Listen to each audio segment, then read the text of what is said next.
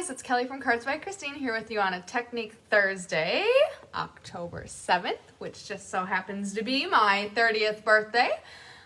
Shout out to everyone who has sent any well wishes my way. I really appreciate being a part of this loving, caring community. Also, Chris put out a somewhat sneaky request for cards, so I've been flooded with cards. I appreciate it so much. Everyone's cards are so beautiful, so thoughtfully created. I'm loving it. So one of these weeks, I'll let any last stragglers come through. You know what? I love late birthday cards and wishes and all that stuff because, first of all, I send out well wishes late all the time. So it makes me feel validated. And also, it's nice to share the love over many days, not just in the day that it was intended to be. So if you are on the later end of that crew, I'm gonna appreciate it just as much. But also, so I'm gonna let the stragglers come in, and then I'm going to show off all my cards either in a live or in a Technique Thursday. I don't know when, but I will, because the beauty needs to be shared with all. So that being said, I have a purpose today. It is Technique Thursday, and I am sharing with you the baby wipe technique. Now, if you are a longtime follower, you have seen this technique before. I will revive this technique every single year. You will see me do this technique every year, I promise, because I love the baby wipe technique, and I love fall and fall colors. So every year when the leaves start to turn, I am revitalized by this technique. So I am going to do the baby wipe technique and make this card, which was cased and inspired by a fellow demonstrator, I think from the UK. And oh man, beautiful. So let's learn about the baby wipe technique. Now, it is called the baby wipe technique. However, you can use, like, these are flushable wipes, and that's what I'm using today. So this is essentially going to become your stamp pad. It's a soft surface that is, okay, so you're putting it on a block or some hard surface, but the wipe itself becomes this soft surface for you to take ink out of. And what you're going to do is fill it with ink of whatever variety of colors. It seems like every time I do this technique, it's always in the same color family of these reds, oranges, and yellows. And then that is what is going to create your colored image. So I'm going to order my inks, not that it matters, but this is just how I like to do it. So I'm going to do my reds, then my oranges, then my yellows. So starting with my darkest color, which is going to be Mary Merlot, I'm going to kind of map out about how big my biggest stamp is, because I don't need to make the whole thing. Just need a nice area. I'm going to space my ink out. You can see how the drop kind of dissipates. So I'm going to kind of space my reds out that they're not on top of each other. And then I'm going to move down to my lighter reds. So I started with Mary Merlot, then I did Cherry Cobbler, and now I'm going to throw a couple of splotches of real red.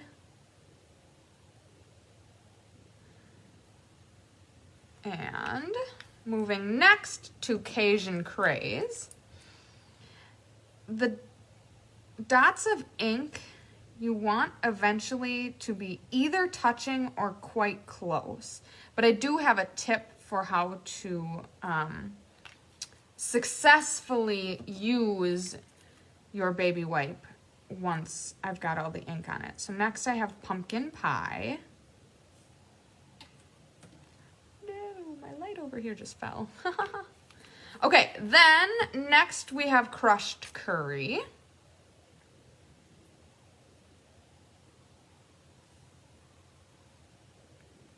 All the inks look like a dark blob. Like, it kind of, to you, maybe just looks like black. You can kind of see a little bit of the halo to tell what the color is, because I'm going to have to go back and add a little more just in this area. Otherwise it's going to be empty. So I think I'm going to put some orangey.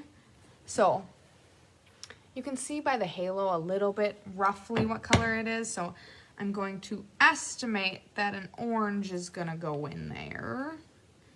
Maybe we'll do a Cajun craze here.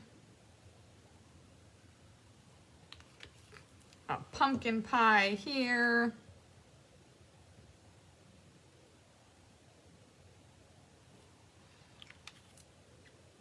And then the rest of the area that's not quite so filled in, I'm going to just leave. And I'll explain why in just a second. Gotta grab some basic white. I forgot in prepping, I was just too excited. Okay. All right, and I need 2 each of the leaves. So, I'm gonna start with my biggest one. Now, if I were to just stamp this down, the spaces where there isn't ink, where there's a little bit of white space, would be blank. So like here, there was not ink. So what I want to do is when I tap it down, I'm gonna tap it 3 or 4 times, shifting just a little bit so that I'm filling in those blank areas. And then, so now you can see there are some spaces that do have emptiness, and that's okay, but next time I'm gonna shimmy it a little more as I'm doing it. Now I'm gonna try to make each leaf a little bit of a different color combo, so I'm gonna wash in between. Not super important, but if you weren't to like clean it in between, your yellow areas, if they go into red the next time, would look really muddy. We'll do one more. Just in case. Oh, so now you can see the first time I didn't wiggle as much, so my yellow is much brighter of a yellow. And this last time I wiggled, and if you didn't catch that, what I was trying to show was instead of just putting it down, down, down, I put it down, shifted it a little bit, down, shifted it a little bit, down. So now I'm kind of filling in those gaps in between. And look at how beautiful that was. There's no stark yellow. You kind of created some new colors by mixing some colors. Just loving it. So let's do some more. Oh man, that's the money. Sorry, I get real excited about, ooh, that one looks nice too. Okay, let's do one more. And then switch to the skinny guy.